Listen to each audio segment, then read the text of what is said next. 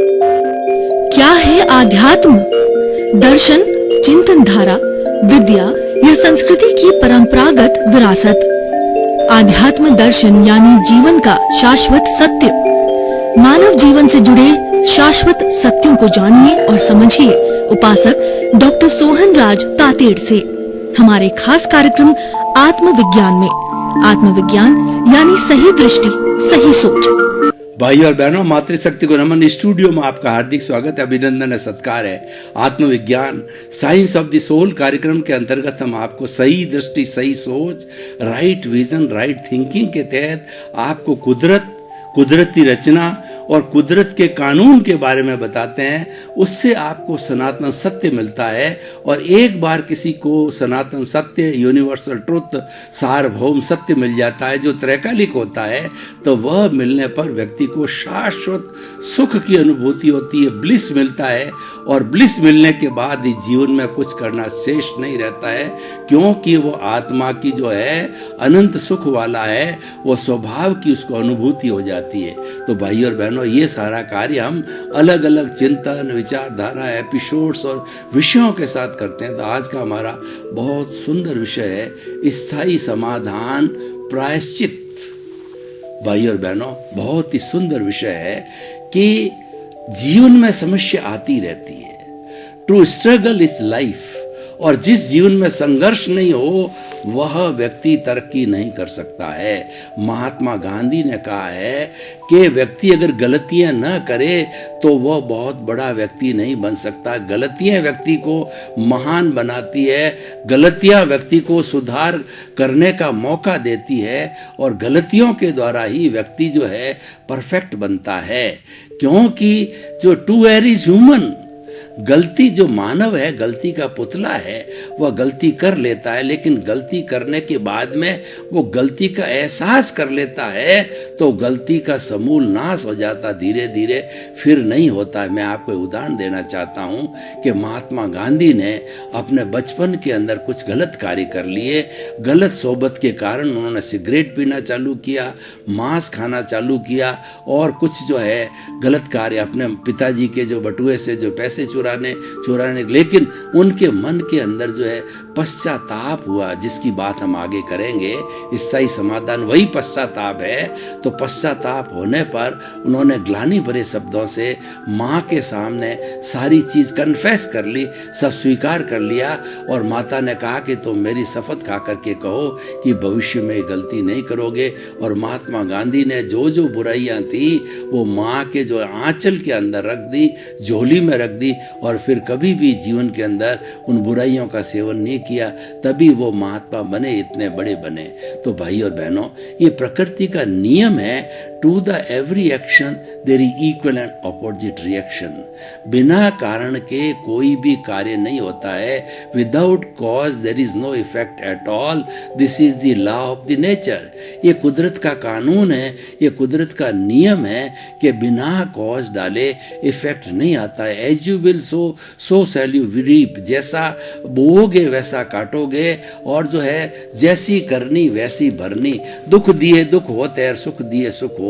ये बिल्कुल प्राकृतिक नियम है, यूनिवर्सल ट्रुथ है, सार्वभौम सत्य है, शाश्वत सत्य है। इन पर हमें विश्वास करना चाहिए और इनका पालन करना चाहिए। हम ये कहना चाहते हैं कि कोई भी समस्या है वो समाधान लेके आती है। ऐसी कोई भी समस्या, चाहे जीवन की छोटी से बड़ी और किसी के साथ भी आने वाली हो, तो वो समाधान लेके नहीं आती है, ऐसा संभव नहीं है। इसीलिए हमें पूर्ण विश्वास होना चाहिए कि हर समस्या का समाधान उस समस्या के भीतर छुपा हुआ होता है, वो साथ के अंदर लेके आती है। मात्र जो है हमारी वो दृष्टि वहां तक पहुंचनी चाहिए। हमारी दृष्टि वहां तक जाती है, हम उस चीज को पकड़ लेते हैं तो समाधान प्राप्त कर लेते हैं। तो आज का हमारा विषय है कि जो है समस्या का स्थायी समाधान, प्रायश्चित। ये कैसे होता मैं आपको बताऊं कि किसी व्यक्ति ने गलती कर दी और गलती होकर के उस पर पुलिस कार्रवाई हुई, पुलिस कोर्ट कार्रवाई हुई और उसको जेल हो गई। अब वो जेल में जाने के बाद के अंदर अगर भीतर प्रायश्चित करता है कि मेरे द्वारा ये गलत काम हो गया, मेरे द्वारा किसी का मर्डर कर दिया गया, मेरे द्वारा बहुत कोई गलत कार्य, रेप है या किसी की बड़ी चोरी है, डाका है, वो ऐसा कर दिया गया, यानी उसने कोई बहुत बड़ा जुर्म कर दिया, तो भीतर उसकी आत्मा कसोटती है और इसके प्रायश्चित करवाती है। और अगर ऐसे समय के अंदर कोई ज्ञानी हो तो प्रज्ञा हाजिर हो जाती है, वो बार बार उसको जो स्मरण कराती है कि तूने गलत काम किया है, तू जो है उस व्यक्ति की जिसके साथ हुआ है उसकी शुद्ध आत्मा अजर अमर है, और उसका चित्र बना के उसकी शुद्ध आत्मा से तुम प्रतिक्रमण करो, प्रायश्चित करो कि हे शुद्ध आत्मा, ये एक्स की शुद्ध आत्मा, मैंने ये गलत कार्य तुम्हारे साथ किया, मुझे पश्चाताप है, ग्लानि है, और मैं जो है शुद्ध होना चाहता हूँ, मुझे क्षमा करो, क्षमा करो। भविष्य में आपके साथ मैं कभी भी बुरा व्यवहार नहीं करूँगा और किसी अन्य के साथ भी बुरा व्यवहार नहीं करूँगा। ये प्रतिदिन जब भावना प्रायश्चित उसके ऊपर से उठती है तो जेलर होता है, उस जेलर को मालूम हो जाता है कि इस व्यक्ति के अंदर इतना बड़ा सुधार हो गया, क्योंकि जो जेलर है वह सब कैदियों के साथ रहता है, वो एक एक का स्वभाव जानता है कि किसके अंदर उग्र हो रहा है। बहुत से कैदी होते हैं वो गुस्से में आकर के, और जो पहले वो कैद होने के पहले ज़्यादा उग्र हो जाते हैं, भागने की कोशिश करते हैं, किसी से लड़ाई करते हैं और किसी पर क्रोध करते हैं, किसी को मारते हैं, यानी ज़्यादा उग्र हो जाते हैं। और एक रूप ऐसा होता है कि जिसके कोई अगर ज्ञानी है और उसकी आत्मा कसोटती है, यानी वह जब आत्मा स्पर्श हो जाता है और या ज्ञान का स्पर्श हो जाता है, जब वो इंट्यूशनल चला जाता है तो भीतर से प्रायश्चित होना चालू हो जाता है, प्रतिक्रमण होना चालू हो जाता है, आलोचना होती है, प्रतिक्रमण होता है, प्रत्याख्यान होता है, भीतर से उसमें शुद्धिकरण की प्रक्रिया चालू हो जाती है। तो वो चालू होने से जेलर को मालूम पड़ जाता है कि ये तो बहुत ज़्यादा सुधर गया, एक तो एकदम अच्छा इंसान बन गया, और एक नहीं 10 बार टेस्ट करता है कि यह व्यक्ति देखिए कैदी हो ही नहीं सकता, ऐसा व्यक्ति कैद में कैसे आ गया। यानी उसने भीतर भीतर भीतर प्योरिफिकेशन करके अपने आप को अच्छा इंसान बना दिया और अच्छा व्यवहार करने लगा। अपने साथ वाले कैदियों को भी समझाता है, देखिए अपन लोगों ने गलत कार्य किया है, जब ये स्थिति हमारे सामने आई है, वरना हमको नहीं आती। कोई भी सरकार, कोई भी परिवार वाले हमको जेल क्यों भेजेंगे?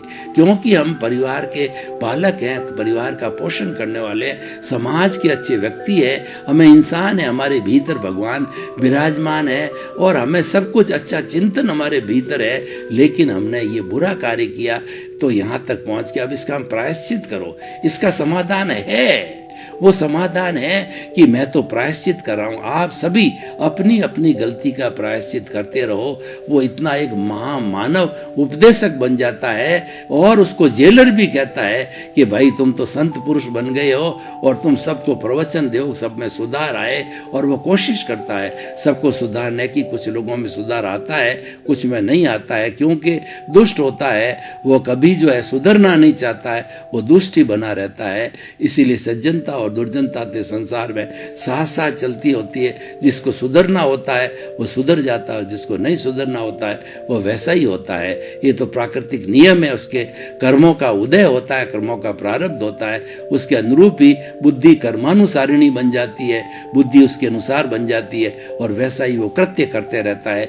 लोगों की कोई शिक्षा, साधु संतों की कोई शिक्षा उसको अच्छी नहीं लगती, उस पर वो अमल नहीं करता है और वो सुधरने की कोशिश नहीं करता है।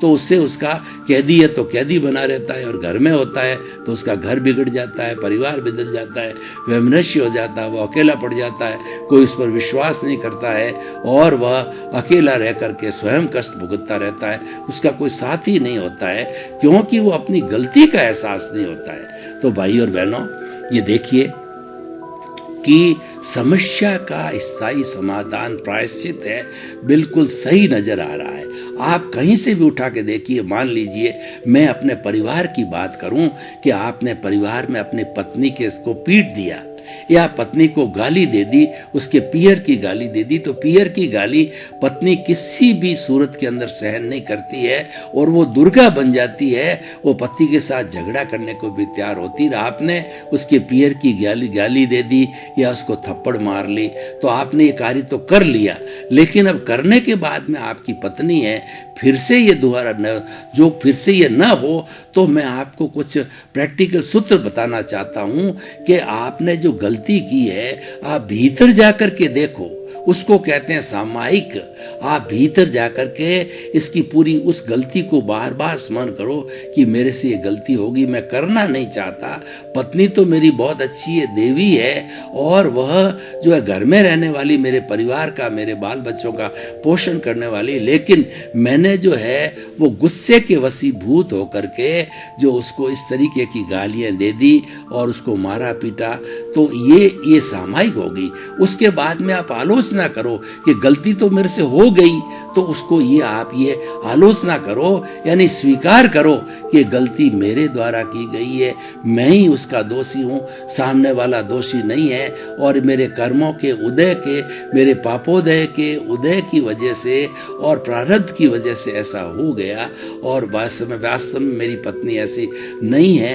तो ये आलोचना होगी। फिर प्रतिक्रमण करो, उसके समक्ष जाकर ये करो कि हे देवी, मेरे से गलती हो गई, मैंने गुस्से में आकर के आपको गाली दी, आपके पियर वालों को गाली दी, मैंने आपके हाथ उड़ाया, मैं आपके चरण स्पर्श करता हूँ, मेरे से गलती हो गई है और मुझे क्षमा करो, मुझे शुद्ध करो, और प्रत्याख्यान करो कि मैं भविष्य के अंदर ऐसी गलती आपके साथ में कभी भी नहीं करूँगा। मैं मेरी ग्लानि करता हूँ, मैं अपने आप को तिरस्कार करता हूँ, मैं अपने आप को पापी मानता हूँ, मेरी भूल का एहसास करता हूँ, मुझे क्षमा करो।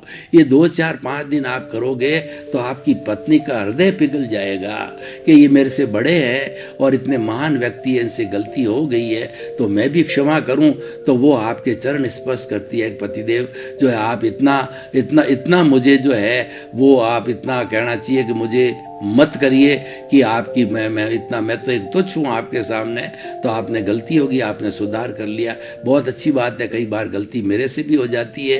ये स्त्री और पुरुष जो है, पति पत्नी है, इस गृहस्थी रूपी गाड़ी के 2 पहिए हैं, तो हम पहिए की तरह चलें। गलती होना संभव है। और एक मारवाड़ी में कहावत है कि घर में पड़े पड़े जो हमारे बर्तन है वो भी खड़बड़ा जाते हैं, तो व्यक्ति साथ रहते हैं तो गलती हो जाती है, लेकिन उसका समाधान करना चाहिए। और प्रायश्चित सबसे बड़ा समाधान है। क्षमा वीरस्य भूषणम। एक बार आपके परिवार का कत्ल किया हुआ व्यक्ति भी आपके जो चरणों में आकर के गिर जावे तो जो वीर होता है उसको क्षमा कर देता है।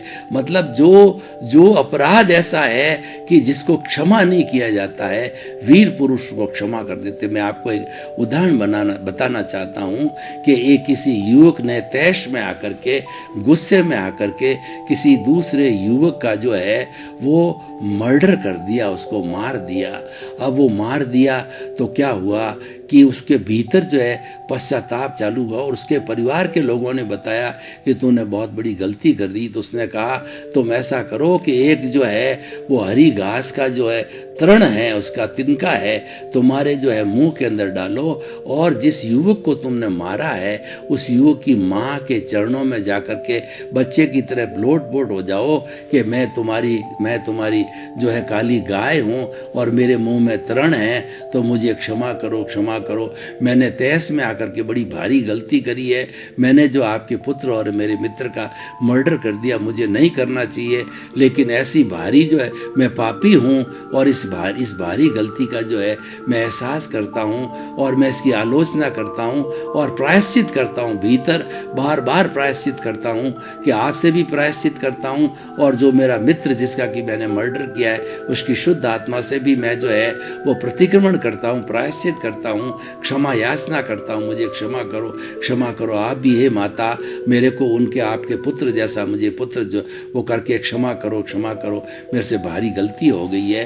और 2 बार 4 बार 4-5 दिनों गिड़गिड़ाता है तो माँ कहती है कि आखिर जो इसने गलती मान ली है तो मेरा पुत्र तो वापस आने वाला नहीं है जिसको मार दिया है। तो माँ भी पिघल करके उसको क्षमा कर देती है। अब देखिए, एक तरफ तो अगर वो क्षमा न मांगता तो पुलिस पकड़ के ले जाती, कोर्ट केस होता और उसको फांसी की सजा भी हो सकती थी। लेकिन प्रायश्चित के अंदर कितनी ताकत है, आप देखिए प्रायश्चित के अंदर कितनी ताकत है कि उस प्रायश्चित की ताकत ने उसकी जो फांसी को टाल दिया। मैं तो ये बताना चाहता हूँ, इतने बड़े बड़े मर्डरर्स होते हैं या इतने बड़े बड़े रेप करने वाले होते हैं, हमारे कोर्ट के अंदर ऐसे बहुत से केस चलते हैं जिसका निर्णय 5 साल 6 साल और 10 साल के बाद आता है। दोनों तरफ के वकीलों के बीच के अंदर तनातनी होती है और दोनों जो है वो कितना समय बर्बाद, समय श्रम और धन की बर्बादी होता है, कितना तनाव होता है। और ऐसा कुकृत्य मान लीजिए कोई कर लेता है, हो गया कुकृत्य मान लिया, लेकिन उसको परामर्श देने वाले उसके कोई जो घर के अंदर अच्छे वडील लोग होते हैं या परामर्शक होते हैं, अच्छे मित्र होते हैं, उनके गार्जियन होते हैं, तो उनको ये परामर्श कर देना चाहिए कि प्रायश्चित हर समस्या का स्थायी समाधान। दुनिया में ऐसी कोई बड़ी से बड़ी गलती नहीं है जिसका स्थायी समाधान प्रायश्चित ना हो। कैसे नहीं हो सकता, मैं आपको बताऊं कि किसी ने रेप कर दिया और लोगों को मालूम भी पड़ गया, तो वो जाकर के उसके माता पिता जिस लड़की का रेप किया है और उसको लड़की को कि बहन मेरे से बहुत गलती हो गई है और मैंने क्या है कुसंगत के कारण जो है बुरे विचारों के कारण ऐसा कर दिया है, तो मेरी बहन के बराबर है। और माता पिता को कहे कि मैंने तो गलती कर दी, अगर आप मुझे सरकार भी मर्डर करेगी, सरकार भी फांसी की सजा देगी, आप भी मेरा गला काट दो, तो ये गला आपके चरणों में आप काट सकते हो। ये 2 4 5 बार गिर जाए और उसको बहन कह के कहे और बाद में ये कहे कि इससे मैंने किया है तो मैं जो है इसको पत्नी रूप में स्वीकार करता हूं। देखिए कितना बढ़िया हो जाता है, उसने उसको कर लिया तो उसको पत्नी रूप में स्वीकार कर ले और माता पिता एग्री हो जावे तो लड़की भी खुश हो जाती है। और भीतर जब प्रायश्चित हो गया उसको लड़की को बहुत अच्छी तरह से रखेगा, अपनी पत्नी का दर्जा देगा। पत्नी होती है वरदांगिनी होती है। कभी आपने देखा होगा कि जो शिव जी का चित्र होता है, शिव जी के चित्र के अंदर आधा चित्र तो शिव भगवान का होता है और आधा चित्र पार्वती का होता है। हमारी भारतीय संस्कृति के अंदर ये शादी की जो प्रथा इतनी सुंदर सिस्टम है जिससे अनैतिकता नहीं फैल सकती और मनुष्य का जो काम और अर्थ है वो नियंत्रण हो जाता है, मनुष्य को जीने का एक रास्ता मिल जाता है। तो आधा जो पार्वती का चित्र क्या बताता है कि पार्वती अर्धांगिनी है जो है भगवान शिव की, और भगवान शिव है आधा अंग के वो मालकिनी है, एक दूसरे आधा आधा अंग के मालिक है। वो इसका मालिक वो इसका मालिक है, यानी दोनों 50-50 है। मनुष्य है स्त्री बिना अधूरा है, पत्नी बिना, और पत्नी है वो पति बिना अधूरी है। ये हमारी भारतीय संस्कृति की शादी का सिस्टम है। तो देखिए जो मैंने उदाहरण दिया है तो 10 साल लगाने की कहां जरूरत थी। वो अच्छा ज्यादा से ज्यादा मान लो उग्र होकर के उसके पिताजी उसको थप्पड़ मार देते या मान लीजिए गोली से शूट भी कर देते तो क्या था, आखिर में 8-10 साल बाद के अंदर सरकार भी फांसी लगाती और पूरा हिंदुस्तान भर के अंदर वो बदनाम हो जाता। हालांकि कोई करता नहीं है। मैं तो ये भी बात बताऊं, जब आपने गलती की है तो उसका दंड स्वीकार करने के लिए आपको चलाकर आगे आना चाहिए। जो आज का विषय है वो मैं भाई और बहनों आपको बताना चाहता हूं कि टू एयर इज ह्यूमन। इंसान गलती का पुतला है, कर लेता है, कोई बात नहीं है, लेकिन आप हिम्मत रखिए, उस गलती को स्वीकार कीजिए, जिसके साथ की है उसके स्वीकार कीजिए, उसके माता पिता के स्वीकार कीजिए, गुरु के सामने जाकर के स्वीकार कीजिए और शुद्ध हो जाइए। तो कुल मिलाकर मैं ये कहना चाहता हूँ कि समस्या का स्थायी समाधान प्रायश्चित है। इस अगर समाधान को हम लेते हैं तो हमारा व्यक्तिगत जीवन बहुत अच्छा हो जाता है, हम टेंशन फ्री हो जाएं। इधर आपने गलती की और उधर आपने प्रायश्चित कर लिया। बड़ी से बड़ी गलती, मर्डर से बढ़ के क्या गलती होती है, रेप से बढ़ के क्या गलती होती है, आपने तुरंत 1-2 दिन के अंदर शुद्धिकरण कर लिया और जो है जिसके साथ किया उसको अपनी पत्नी बना दिया और भी अच्छा हो गया। तो इस तरीके से घर बस गया। तो इस तरीके से जो है वह स्थायी समाधान लेकर के, समस्या अपने साथ समाधान लेकर के आई है। लेकिन ये होता क्यों नहीं है? ये होता नहीं होने का कारण है ईगो, व्यक्ति का अहंकार बीच के अंदर अटकता है कि मैं इतना बड़ा व्यक्ति, मैं इतने बड़े बाप का बेटा, और मैं इतना करोड़पति, और मैं ऐसा, मैं अपनी गलती को क्यों स्वीकार करूं।